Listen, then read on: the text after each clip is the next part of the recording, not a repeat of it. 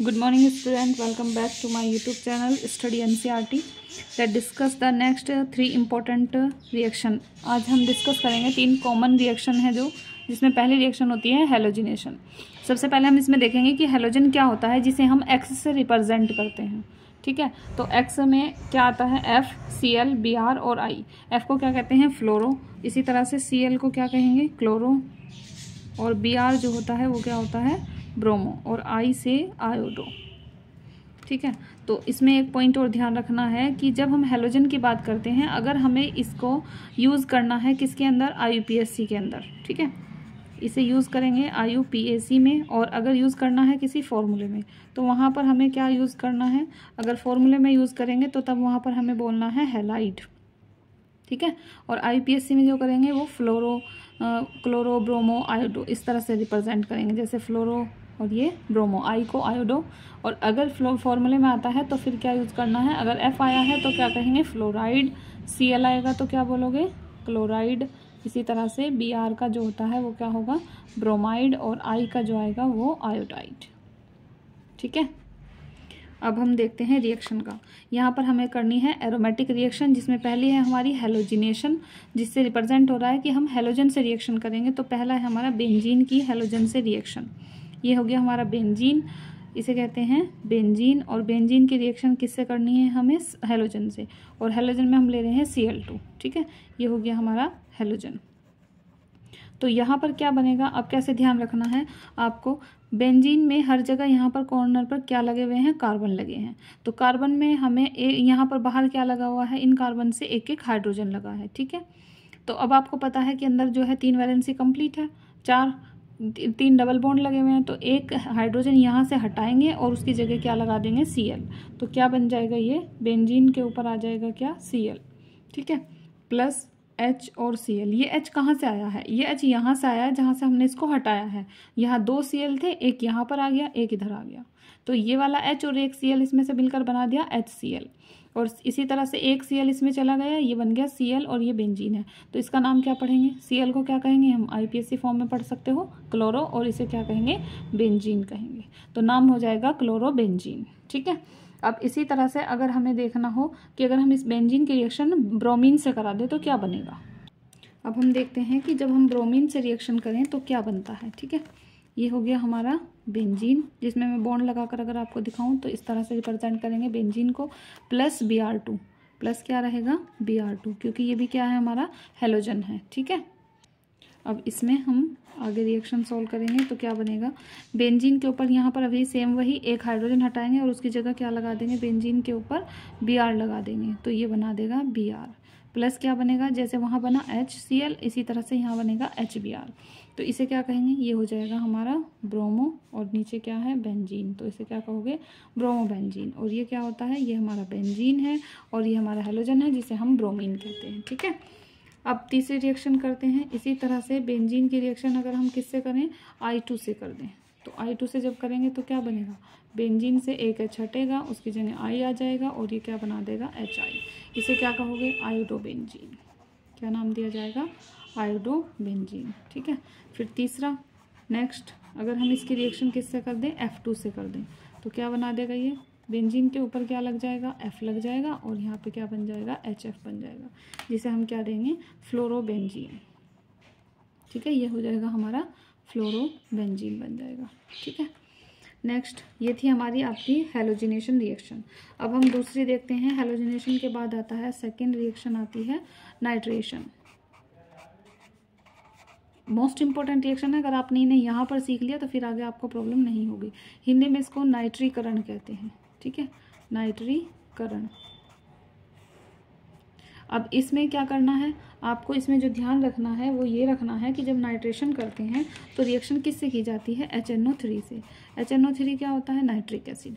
तो इसे कैसे तोड़ते हैं, एक तो ग्रुप बनता है इससे NO2 और प्लस में बनता है H2O। ठीक है, एक NO2 और दूसरा क्या बनता है, H2O। अब अगर मैं बात करूँ इसकी HNO3 की, तो इसका नाम क्या होता है, इसका होता है नाइट्रिक एसिड। क्या कहते हैं इसको, नाइट्रिक एसिड। NO2 को क्या कहोगे आप, नाइट्रो भी कहते हैं। और फॉर्मूले में जब यूज़ करते हैं तो इसे नाइट्राइट भी कहते हैं। लेकिन आपको यहाँ एरोमेटिक के साथ ये यूज़ करना है। ठीक है, और ये तो आप अच्छे से जानते हैं, this is the water formula. Got it. चलिए अब ये बनता कैसे है वो देख लेते हैं। अब हम रिएक्शन कराते हैं किसकी, बेंजीन की। तो ये लिया हमने बेंजीन, बेंजीन की रिएक्शन कराई किससे, HNO3 से, ठीक है। तो क्या बनेगा, बेंजीन के ऊपर क्या लगाना है, देखो कैसे बनेगा। यहाँ सब जगह क्या लगे हुए हैं, H लगे हैं। तो आपको क्या करना है, एक H इसमें से लेना है, एक यहाँ से लेना है। कितने हो गए, 2 हो गए, H2 बन गया। एक यहाँ से लिया, एक यहाँ से लिया, कितने हो गए, 2। NO3 है, NO3 में से एक ऑक्सीजन ले लो, तो ये पूरा बन गया वाटर। जब एक ऑक्सीजन यहाँ चला गया तो यहाँ क्या बचा, NO2 बचा ना, तो उसे NO2 को यहाँ लिख दो। फिर से देखो, ये बेंजीन है और बेंजीन की रिएक्शन किससे कराई, HNO3 से। HNO3 से कराने के बाद हमने क्या करा, एक हाइड्रोजन यहाँ से लेंगे, एक हाइड्रोजन यहाँ से लेंगे। कितने हाइड्रोजन हो गए, 2 हाइड्रोजन। तो H2 लिख दिया, एक ऑक्सीजन इसमें से जाएगा तो क्या बन गया, H2O बन गया। और क्या बचा इसमें से, NO2 बचा। NO2 ऊपर लगा दो और यहाँ पर बेंजीन है ही हमारी। तो इसे क्या कहोगे आप, इसे कहते हैं NO2 नाइट्रो होता है और नीचे क्या बच गया, बेंजीन। तो इसे कहते हैं नाइट्रोबेंजीन। ये हमारा बेंजीन हो गया और ये क्या बन गया, नाइट्रिक एसिड बन गया। और ये क्या हो गया हमारा, नाइट्रोबेंजीन बन गया। ठीक है, समझ आया इतना।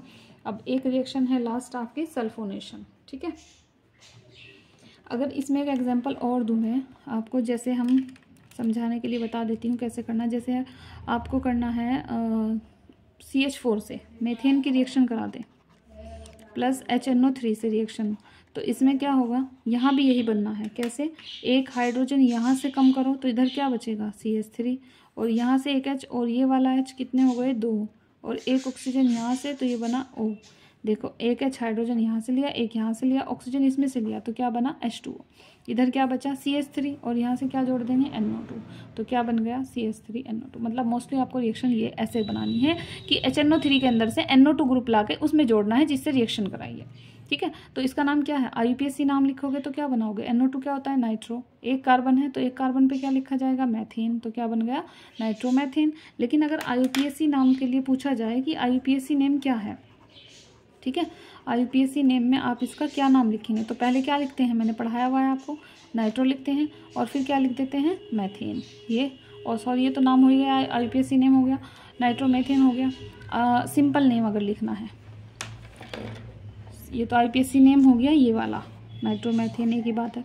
सिंपल नेम अगर लिखना है तो क्या लिखेंगे, ठीक है, सिंपल नेम में कैसे लिखते हैं, फॉर्मूला आया है आपका CH3NO2, तो CH3 को जो कहते हैं वो लिख दो। CH3 को क्या कहते हैं, मिथाइल, और NO2 को क्या कहते हैं, नाइट्राइट। मैंने आपको बताया ना अभी, सिंपल में नाइट्राइट लिखोगे तो मिथाइल नाइट्राइट हो गया। ठीक है, इसी तरह से अगर ऐसे बन जाए C2H5NO2 बने तो उसे भी क्या लिखोगे, C2H5 क्या होता है, इथाइल, और NO2 क्या होता है, नाइट्राइट, तो ये बन गया इथाइल नाइट्राइट। और अगर IUPAC लिखना है तो क्या लिखोगे, पहले नाइट्रो लिखोगे, 2 कार्बन है, 2 कार्बन पे क्या होता है, एथ, और क्या लगा दोगे, एन, नाइट्रोएथेन।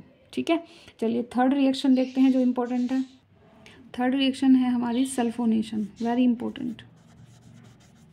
यहाँ समझ ली तो आगे आपको प्रॉब्लम नहीं होगी, आपको ये याद रखने पड़ेंगे। सल्फोनेशन, इसे हम सल्फोनीकरण कहते हैं, हिंदी में क्या कहते हैं, सल्फोनीकरण, सल्फोनीकरण।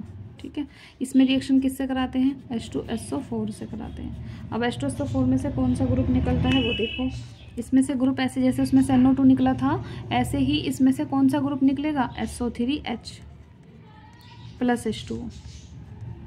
ठीक है, ये बनेगा SO3H प्लस H2O, और ये जो बना है SO3H प्लस H2O, इसका नाम क्या होता है, H2SO4 का, इसे कहते हैं, ये किंग ऑफ एसिड होता है, सल्फ्यूरिक एसिड। ये क्या होता है, सल्फ्यूरिक एसिड, और इसको क्या कहते हैं, सल्फोनिक एसिड। ये क्या होता है हमारा, सल्फोनिक एसिड, और ये क्या है, वाटर। ठीक है, अब हम इसकी रिएक्शन करेंगे बेंजीन से। ये है हमारी क्या, बेंजीन। हमें रिएक्शन किससे करनी है, H2SO4 से। एरो लगाओ, अब क्या बनेगा, बेंजीन बनाओ और उसके ऊपर क्या लगा दोगे, जो ग्रुप उसमें से निकल के आता है। इसमें से कौन सा ग्रुप अलग होता है, SO3H प्लस में क्या बना, H2O। कैसे हुआ ये, H2SO4 है, एक H यहाँ से लेंगे, एक H यहाँ से लेंगे, ये हमारा H जो लगे हुए हैं यहाँ पर सब जगह, 2 हो गए, एक O यहाँ से लेंगे, तो यहाँ 3 बचे, ऑक्सीजन और हाइड्रोजन, इसे SO3H लिखते हैं।